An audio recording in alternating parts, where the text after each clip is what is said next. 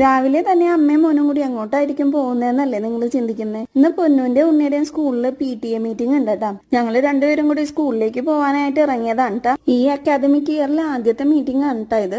ഇപ്പൊ മൈക്കിൽ സംസാരിച്ചുകൊണ്ടിരിക്കുന്നത് പൊന്നുവിന്റെ ഏറ്റവും പ്രിയപ്പെട്ട സിത്താര മിസ് ആണ് കേട്ടോ. അവന്റെ 1ാം ക്ലാസ്സിൽ പഠിപ്പിച്ചിരുന്ന ടീച്ചറാണ്.